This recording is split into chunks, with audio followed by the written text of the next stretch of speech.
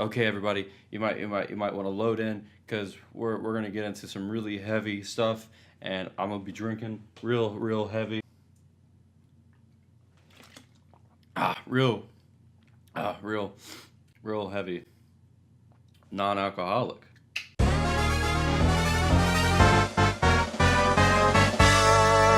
So, if you've ever thought about making a movie, you've probably had to take a few things into consideration. 1, do you own a camera? 2, do you own a computer? 3, is your mom actually going to let you use her car for some dumb idea that you and your friends had? Number 4, what type of editing software are you maybe going to use? And that might not actually be your question 4, that might be closer to like your question like 15 once you've already done all the other 50 things you need to do to make a movie like this, and this.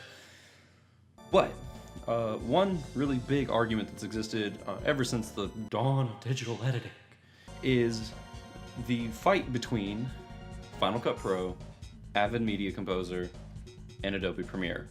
And a lot of people will say one of two things. One, they're all the same. Like, who really cares? It's like just whatever gets the job done, man. I'm gonna just use Windows Movie Maker because that stuff is dope. But the reality is, each of these applications actually has a really strong set of abilities and a really weak set of abilities. And some people will argue one more than the other. This does better than this is worse than that. This is a great movie, this is a bad movie, and it was all cut using one of these three things, most likely. Unless you're in the newsroom, then you might be using this thing called EDIUS, but then, like, who really cares? I mean, I'm just kidding, the news is important, but still, like, if you're working in movies, you're using one of these three, or you're using Movie Maker, which is, let's be honest, the gold standard of MacBook trash can editing. Avid Media Composer is a film and video nonlinear editing system and is the flagship product of Avid technology.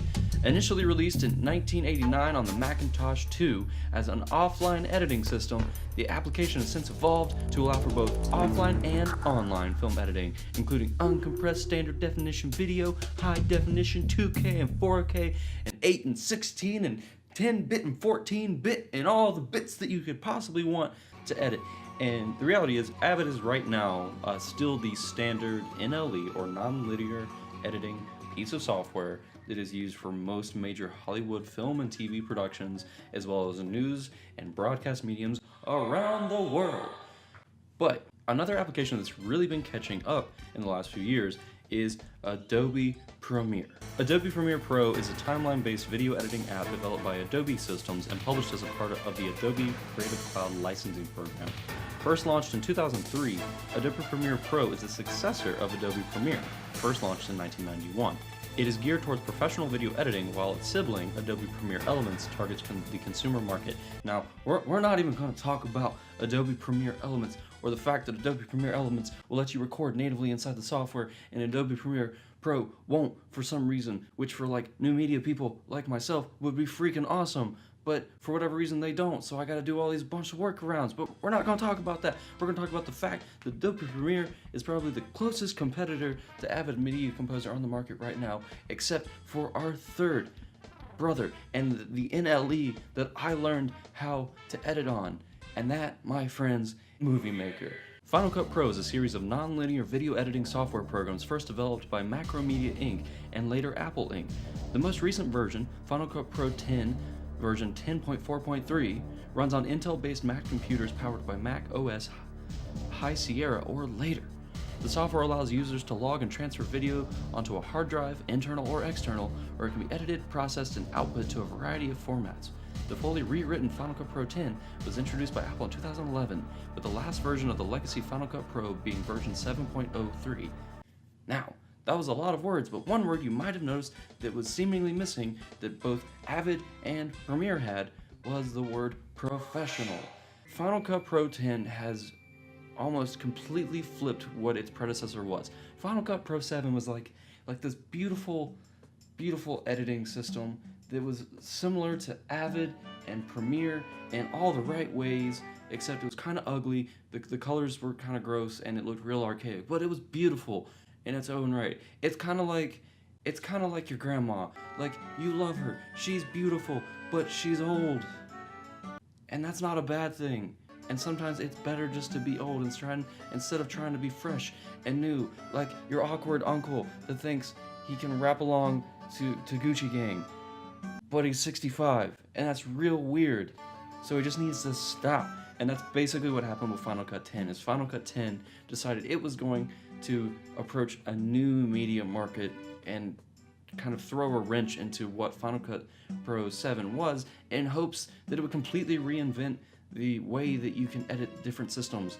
And a lot of people will cite that iMovie, which was an incredible, cheap, and sometimes even free application that early filmmakers and people that were just trying to hop into video editing could use, and was just a step above. Let's not kid ourselves. It was floors above with Moviemaker.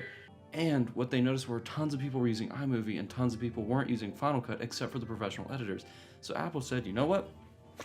We're gonna cash all of our bets in, and instead, we're gonna make a product that's significantly cheaper.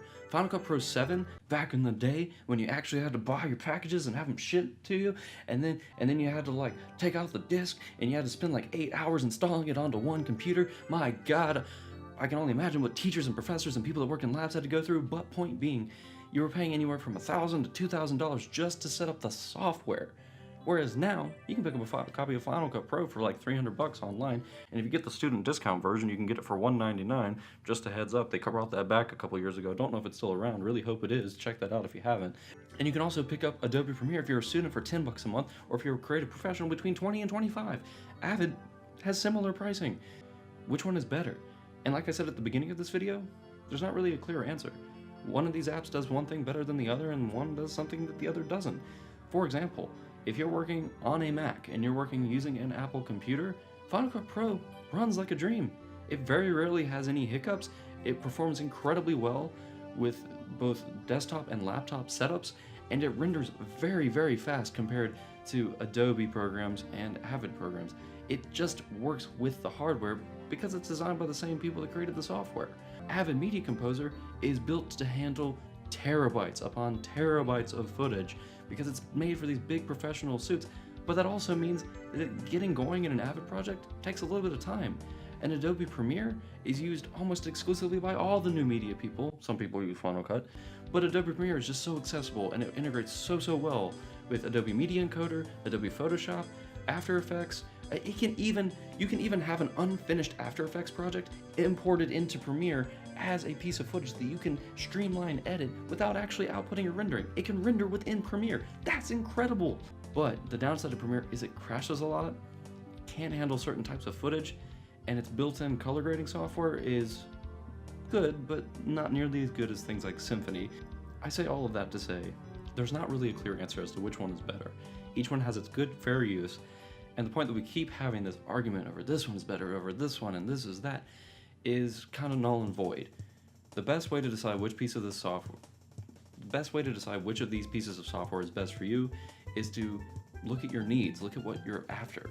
If you're somebody that can't afford to pay a month-by-month fee of $20 or more, maybe Avid Premiere isn't the best suit for you, and you should just save up your money and lay down some cash on top of Final Cut and its mountain of Apple trillions. But maybe you're somebody who uses Photoshop a lot and you work with After Effects and you're doing online new media content and you're pumping those projects out every single week, and sometimes you're doing a video a day or you're doing 2 videos a day, and then you get burnt out and then you go on a hiatus for like 6 months before you come back. That would be somebody who would want to maybe use Premiere. And if you're someone who's going to work as a video editing professional, somebody who goes to film school, gets a really great background in editing, and is really trying to become the quickest, most efficient editor that you possibly can, maybe you should start with Avid, because Avid's learning curve is way up there compared to Premiere and Final Cut. Premiere and Final Cut, you can jump in and in a couple hours you can be zooming through. Avid, not so much. But once you learn how to drive Avid, you'll find that you're going to be faster in Premiere and Final Cut too, but it comes at a cost. Avid isn't cheap, and it can take a little bit of time to learn, and if you don't have that time, maybe you have to jump into one of these others. So based on that kind of information, maybe you can make a decision over which one is best for you. And if you like that video, make sure to hit the like button. If you hated it, make sure to hit the dislike button, because I want to know which one you all prefer. And so yeah, I'm dropping an album in like a month or two. So using proxies. So as we come into our project, we can look up here at our program monitor and you can see your selected hotkeys. Most of these have been programmed to my keyboard, but if you come up here to the far right, you have a toggle proxies key. Now, by default, this isn't actually on inside of Premiere, so you actually have to add it to your little selection menu here. So you would click on the button editor, and if you look for this symbol right here, and if you hover over it, it'll say toggle proxies. You would click that and drag it down here. Now, because I already have it